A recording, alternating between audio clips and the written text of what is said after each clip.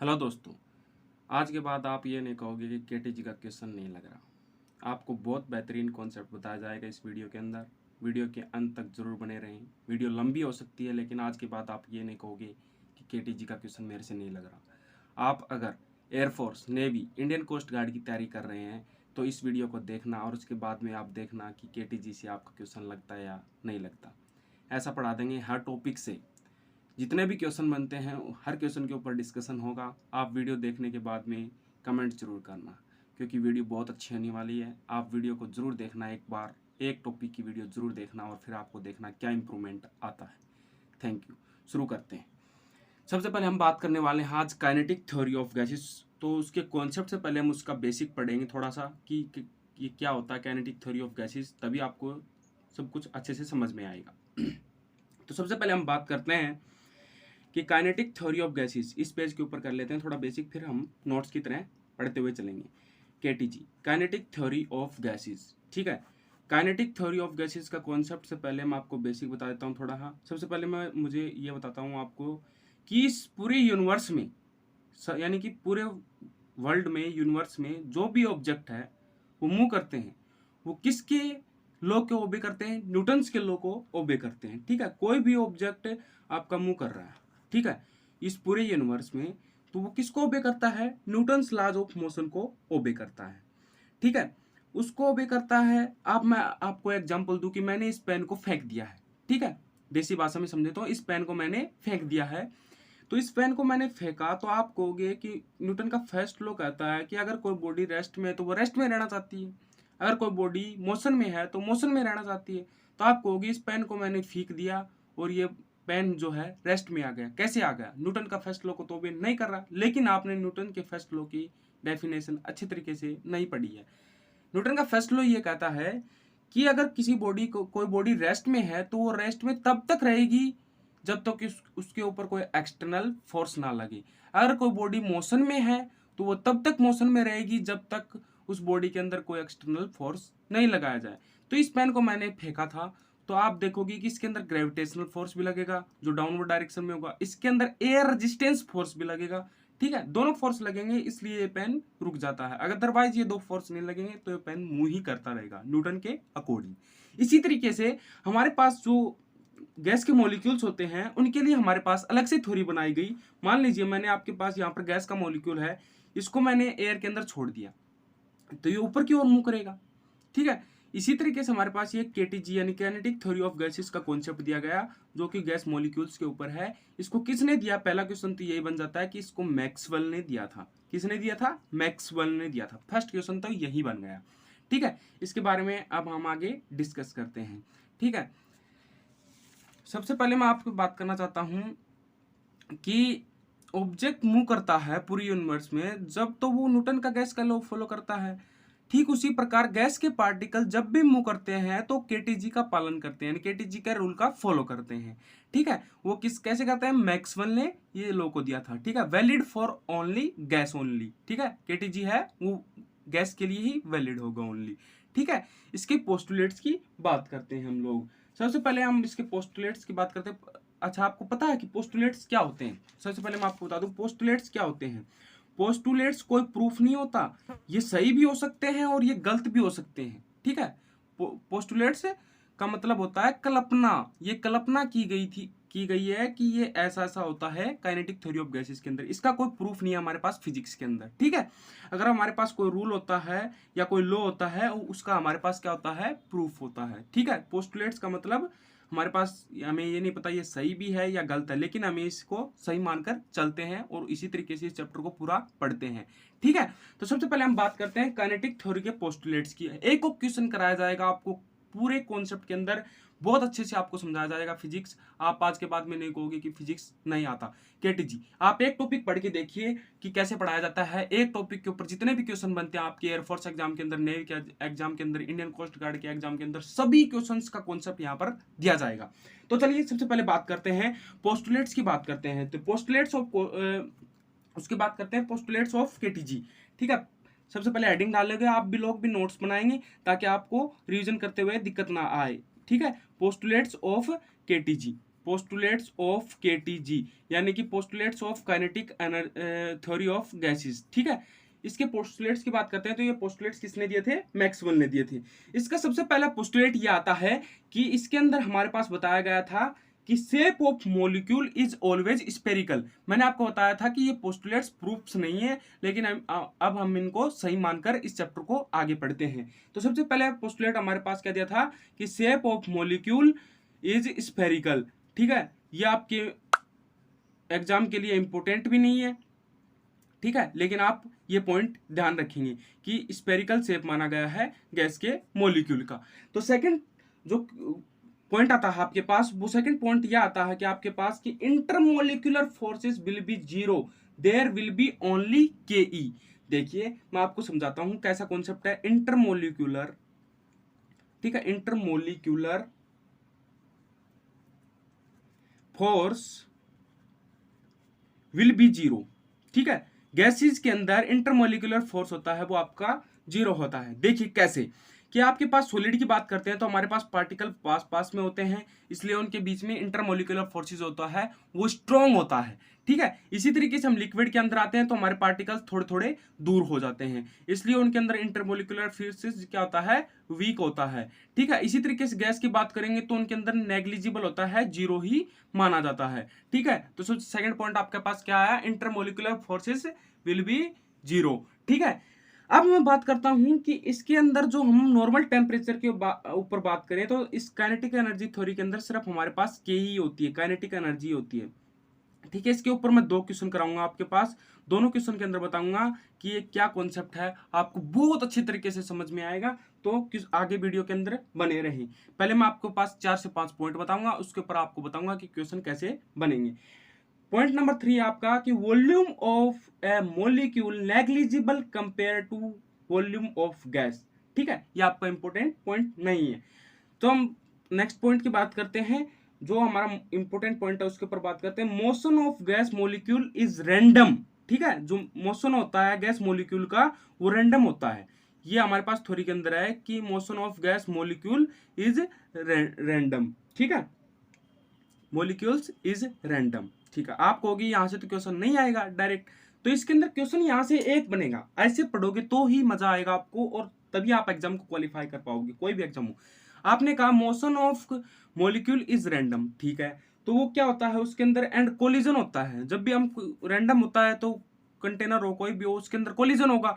तो क्वेश्चन यहां से आता है कि कोलिजन होता है, वो कोलिजन कौन सा होता है गैस मॉलिक्यूल्स के अंदर? तो वो कोलिजन आपके पास कौन सा होता है? Elastic collision. बहुत इंपॉर्टेंट पॉइंट यहां से क्वेश्चन आएगा।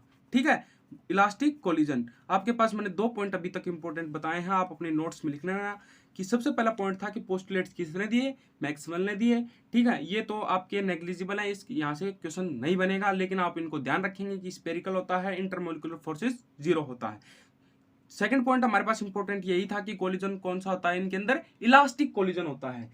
इसके बाद में हम बात करते हैं कि a gas exert pressure on a wall of container due to collision. ठीक है, यहाँ पर जो गैस प्रेशर एग्जर्ट करेगी वो ड्यू टू कोलिजन की वजह से करेगी। अच्छा, इसके ऊपर कितने प्रकार के क्वेश्चन बनते हैं? आप पोस्टुलेट्स कितने पढ़ते रहो, आपको कोई फायदा नहीं होने वाला। मैं आपको बताता हूँ कि इन पोस्टुलेट्स के ऊपर क्वेश्चन किस प्रकार से आएगा। जो मैंने यहाँ पर लिखा है वही इंपॉर्टेंट है, आप देखना। इसी के अंदर आपके पास मैं 5 से 6 क्वेश्चन यहाँ पर दूंगा और आप नहीं कर पाओगे इनको।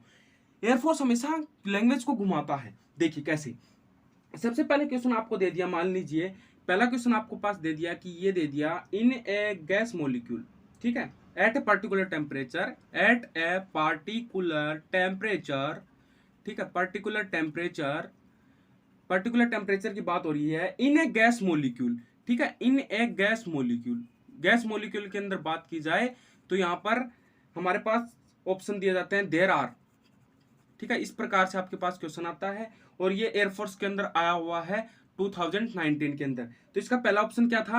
ओनली पीई, यानी कि only potential energy. Second option आपके पास था ओनली केई, यानी कि काइनेटिक एनर्जी होती है। ऑप्शन नंबर 3 था आपके पास बोथ पीई एंड केई एंड डी आपके पास था नन ऑफ दीज। ठीक है, यानी कि आप देखोगे इधर नन ऑफ दीज, NOT। ठीक है, इसी प्रकार से आपके पास ये क्वेश्चन आया था। तो इसके अंदर मैं आपको यहाँ पर एक कॉन्सेप्ट समझाता हूँ, आप उसको कॉन्सेप्ट को समझोगे तो आपके पास नेक्स्ट ईयर क्वेश्चन आ सकता है, उसको भी सही कर पाओगे आप। तो यहाँ पर क्वेश्चन क्या बनता है कि at a particular temperature in a gas molecule there are, मैं आपको यहाँ पर आंसर बताता हूँ ओनली के ई। तो आप कहोगे आपने काइनेटिक एनर्जी ही क्यों टिक किया, तो इसके ऊपर मैं आपके पास यहाँ पर डिस्कस करने वाला हूँ। सबसे पहले मैं बात करता हूँ कि काइनेटिक एनर्जी आती कैसे है। तो सबसे पहले मैं बात करता हूँ कि टेम्परेचर के कारण ही मॉलिक्यूल्स मूव करते हैं। सबसे ज्यादा इंपॉर्टेंट बात क्या है, टेम्परेचर के कारण ही मॉलिक्यूल मूव करते हैं।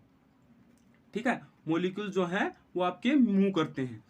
यही कॉन्सेप्ट है, इस कॉन्सेप्ट से आप 3 से 4 क्वेश्चन बना सकते हो कि सबको पता है कि टेम्परेचर जितना बढ़ाएंगे उतना ही मॉलिक्यूल मूव करेगा। ठीक है, तो यही है कि टेम्परेचर के कारण मॉलिक्यूल मूव करते हैं। तो अच्छा, टेम्परेचर के कारण मॉलिक्यूल मूव करेंगे, उसीलिए हमारे पास क्या प्रोड्यूस होगी, काइनेटिक एनर्जी। क्या प्रोड्यूस होगी, काइनेटिक एनर्जी। और पोटेंशियल एनर्जी क्या होती है, पोटेंशियल एनर्जी का आपको कॉन्सेप्ट समझना होगा कि पोटेंशियल एनर्जी दो मॉलिक्यूल्स के, जो यहाँ पर हमारे पास हमने बात की थी इंटरमोलिकुलर फोर्सेस, क्या है यहाँ पर जीरो है, एफ क्या है यहाँ पर जीरो है। ठीक है, मैंने आपको पहले बताया था कि इंटरमोलिकुलर फोर्सेस क्या होता है, जीरो।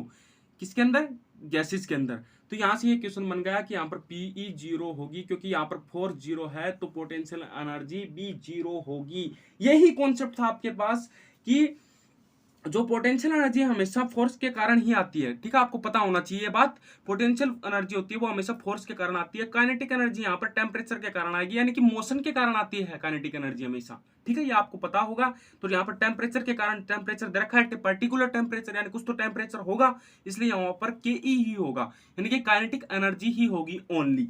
अच्छा, यहाँ पर ये क्वेश्चन तो आप कर पाते हो, लेकिन सेकंड क्वेश्चन जो आता है आपको कोई नहीं पढ़ाता है ऐसा यूट्यूब के ऊपर। मैंने सबसे पहले यही नोटिस किया है कि आपके यूट्यूब के अंदर ऐसा कोई भी नहीं पढ़ाता कि टॉपिक वाइज इतने इतने क्वेश्चन बनते हैं, ऐसा क्वेश्चन बनता है। सब रट कर आते हैं और ऐसे ही बोलकर चले जाते हैं। कोई बात नहीं, आप देखिएगा, पहले ये वीडियो देखिएगा, फिर आप डिसाइड करिएगा। ठीक है, क्वेश्चन नंबर सेकंड आपके पास बनेगा, कैसे बनेगा, ये क्वेश्चन तो आपने एयरफोर्स के एग्जाम के अंदर आ गया। अब अगले साल ऐसा क्वेश्चन आएगा कि ये डायरेक्ट तो आ भी सकता है, नहीं भी आए, तो अगले साल क्वेश्चन कैसे बन सकता है वो देखिएगा। मैं इसी क्वेश्चन के अंदर मैंने अभी आपको कॉन्सेप्ट समझाया, लेकिन आप इस क्वेश्चन को नीचे दूंगा वो आप सही नहीं कर पाओगे। क्यों नहीं कर पाओगे, क्योंकि आपको कॉन्सेप्ट्स के ऊपर पकड़ नहीं करते हो। मैंने जो यहाँ पर लिखा है वो ही इंपॉर्टेंट है। ठीक है, आप बाहर से कितना ही पढ़ लो, आपको कुछ समझ में नहीं आने वाला। मैं अगला क्वेश्चन लिख रहा हूँ इन्हीं कॉन्सेप्ट्स के ऊपर, और आप नहीं कर पाओगे। देखना, मैं बोलूँ on A absolute zero temperature, on A absolute zero, zero मैंने क्या लिखा है, जीरो टेम्परेचर। ठीक है, zero temperature in a gas molecule. ठीक है, इन a gas molecule there are, ऊपर वाला ही क्वेश्चन है, यहां पर सिर्फ मैंने क्या लिख दिया, जीरो, जीरो टेम्परेचर लिख दिया, एब्सोल्यूट जीरो टेम्परेचर। ठीक है, पहला ऑप्शन मैंने क्या दे दिया यहाँ पर, ओनली पीई। ठीक है, सेकंड ऑप्शन मैंने दे दिया ओनली केई। ठीक है, थर्ड ऑप्शन मैंने वही दे दिया, बोथ पीई एंड केई। ठीक है, एंड फोर्थ ऑप्शन आपके पास नन ऑफ दीज है। ठीक है, फोर्थ ऑप्शन आपके पास नन ऑफ दीज है। तो आप कैसे करोगे, यहाँ पर आप कहोगे कि यहाँ पर सर ने तो बताया था कि ओनली के ही होगा, क्योंकि गैस मॉलिक्यूल्स के अंदर जो हमारे पास टेम्परेचर होता है उसकी वजह से मोशन होता है, पी ही तो कभी हो ही नहीं सकता। आप नन ऑफ दीज के ऊपर टिक कर दोगे ना, तो वही आपकी सबसे बड़ी गलती होगी।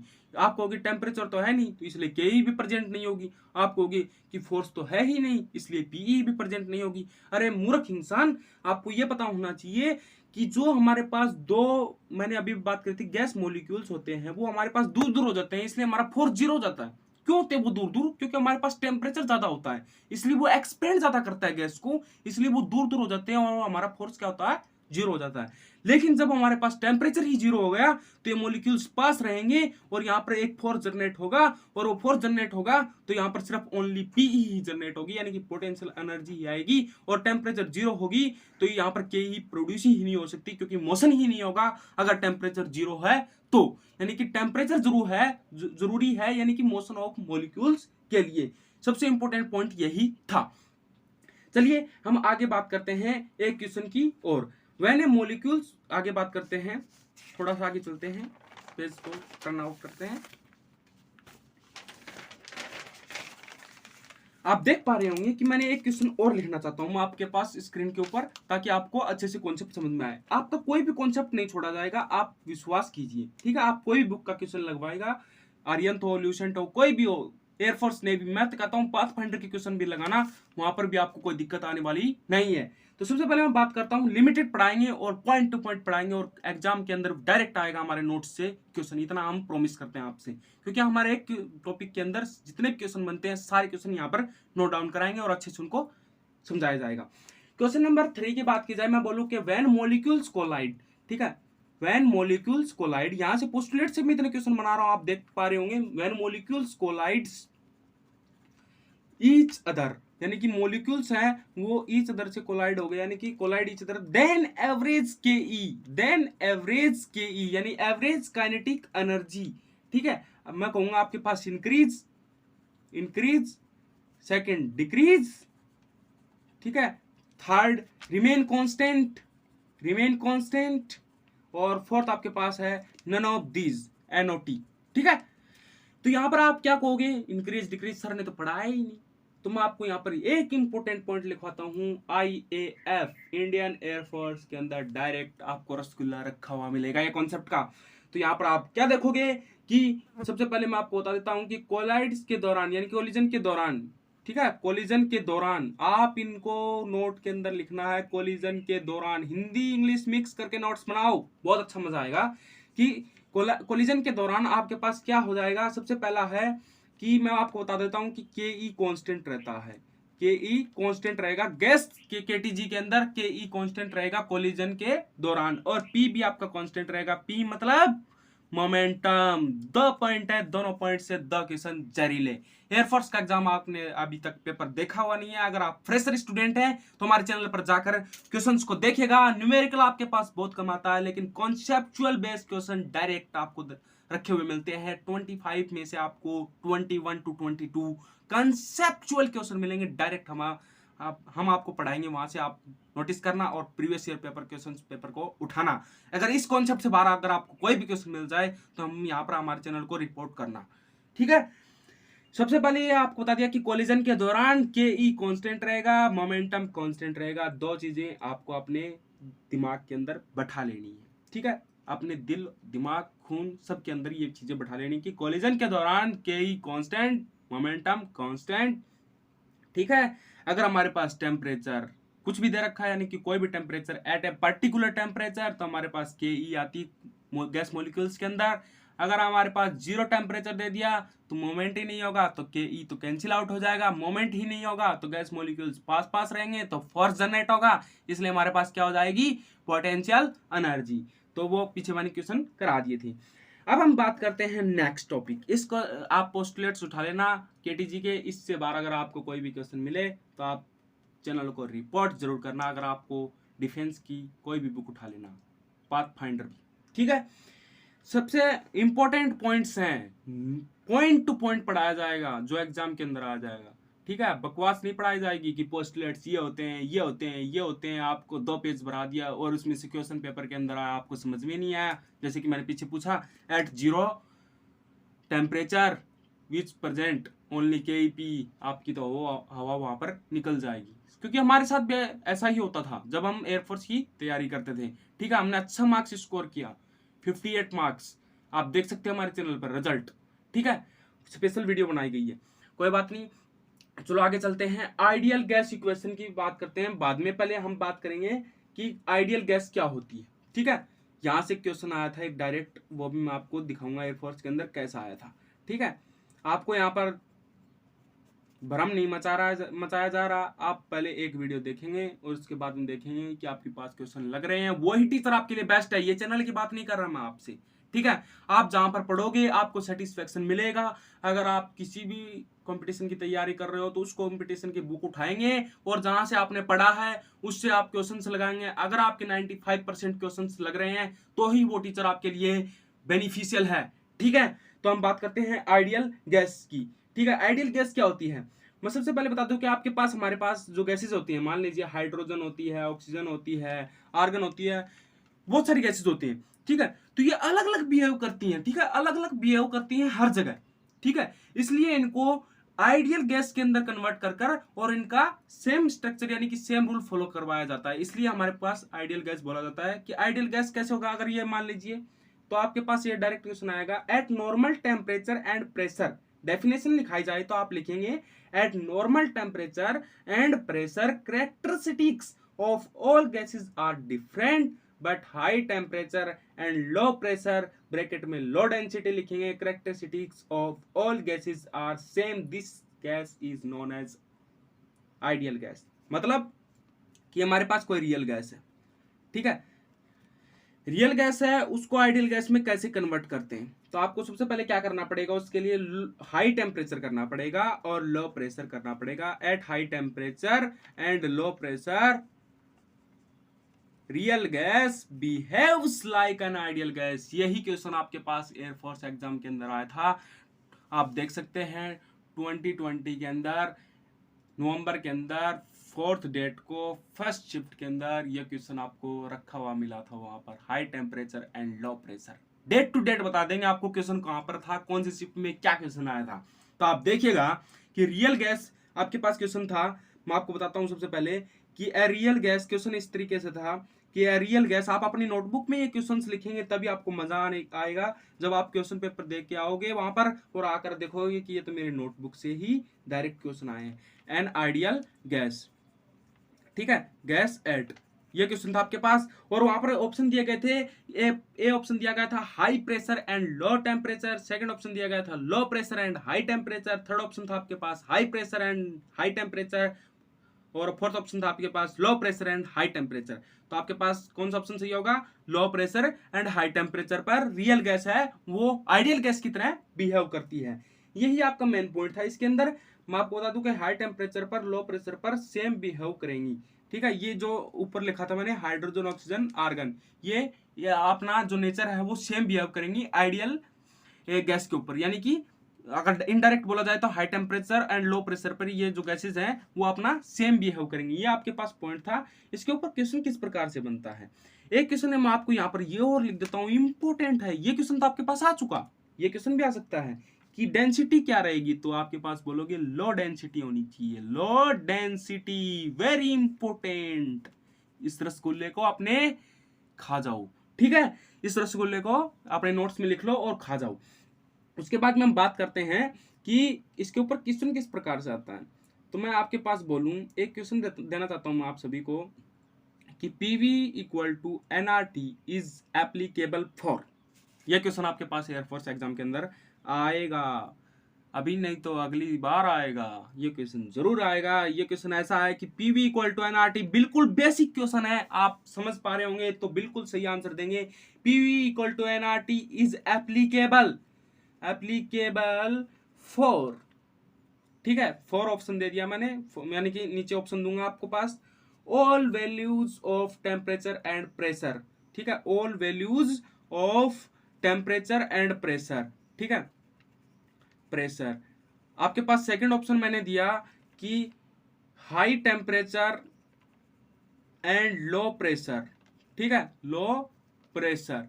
थर्ड ऑप्शन मैंने आपके पास दिया कि मान लीजिए आप low temperature and high pressure, ठीक है, low temperature and high, low temperature and high pressure मान लीजिए, ठीक है, हाई प्रेशर।